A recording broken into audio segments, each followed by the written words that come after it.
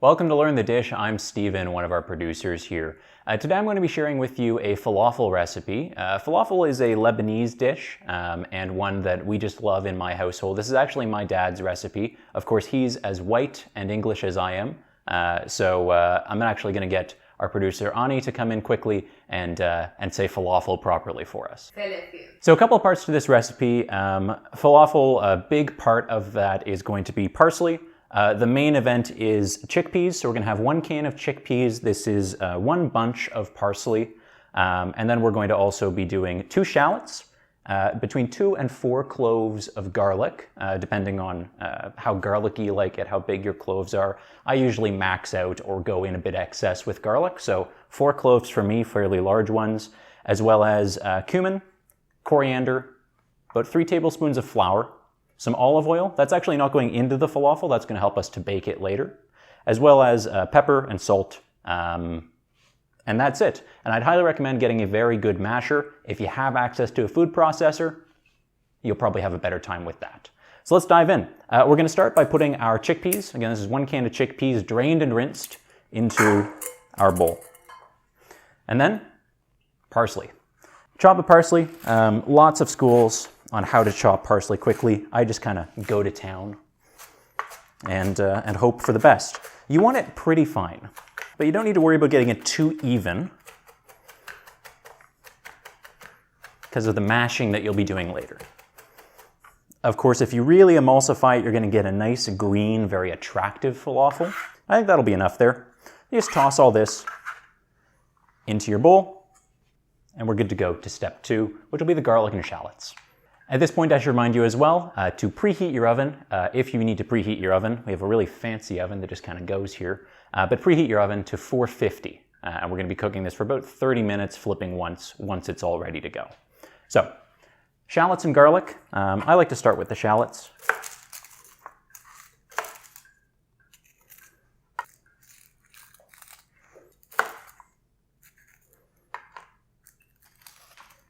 Regardless of whether you have a food processor or not, this is one of those recipes where you're going to get your hands dirty. So be prepared for that. So with these shallots, we want them chopped up fairly finely. I chop my shallots just the same way as I chop my onions.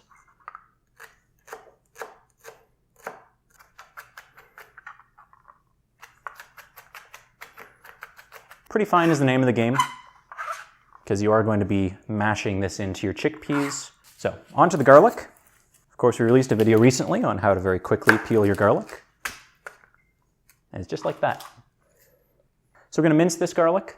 One of the key tricks to mincing garlic is first wet your knife. So I'm going to go do that. If you have a garlic crusher and you have the finger strength for it,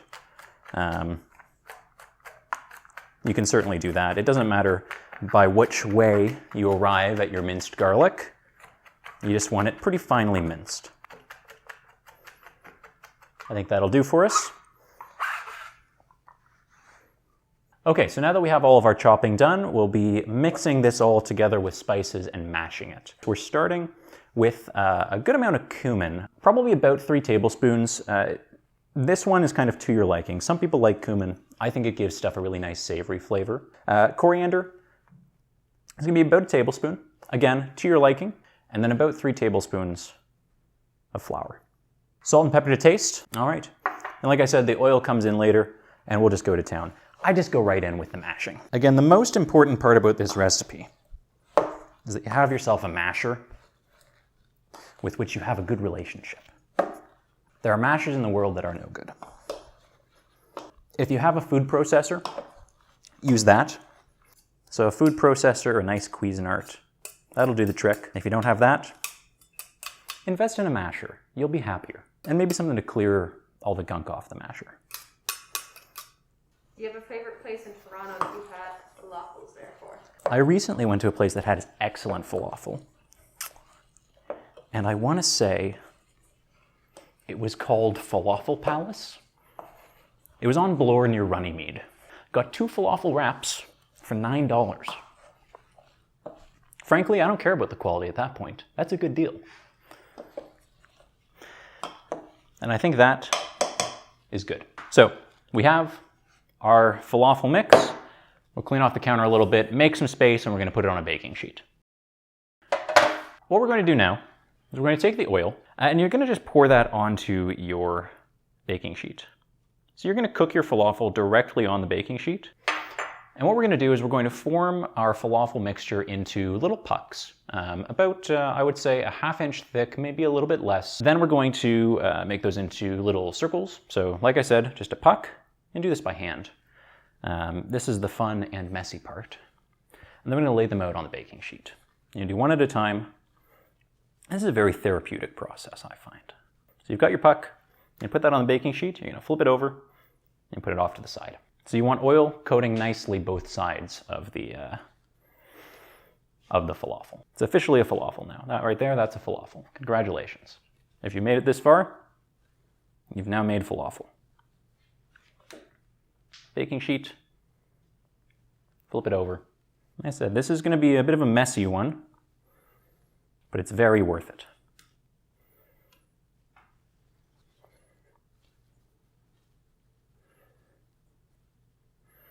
Sometimes you'll feel like you're running out of oil on your pan. What you can do is you can just move all of your falafel down to another side of the pan,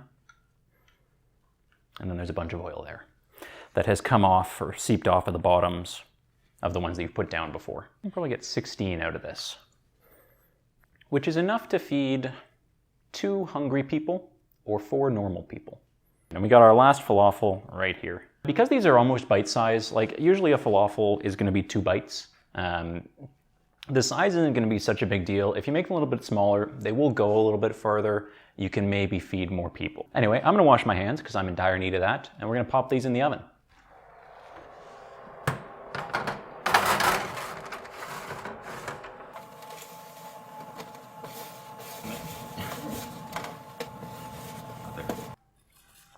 Ani was kind enough to make some tahini. You can watch quickly how to do that in another video just up there. Falafel, you can serve it with anything. It's great in shawarma, it's great in a wrap. I guess shawarma is meat, but it's like it's the alternative to shawarma. It's great in a wrap, it's great on its own, or with some potatoes, or with tabbouleh. And one of the simplest and most delicious is going to be serving with a little bit of tahini. I mean, as much as your heart desires, really. Just get that over there.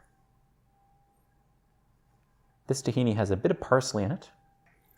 And if you want to go real A for effort, a little bit of parsley. That's our falafel. I hope you enjoy. Welcome to Learn the Dish. My name is Miran. My name is Ani. My name is Silva. The best way to get to know a people is through their food. Today I'm going to show you how to make tabbouleh. I'm going to show you how to make minced. One of our specialties here is Armenian coffee. We're building a community to share the traditional dishes just like your grandma used to make. Everybody would come and ask me for minced. Always super proud to serve here. Come with us. Share your recipes too. And maybe learn the dish. Enjoy.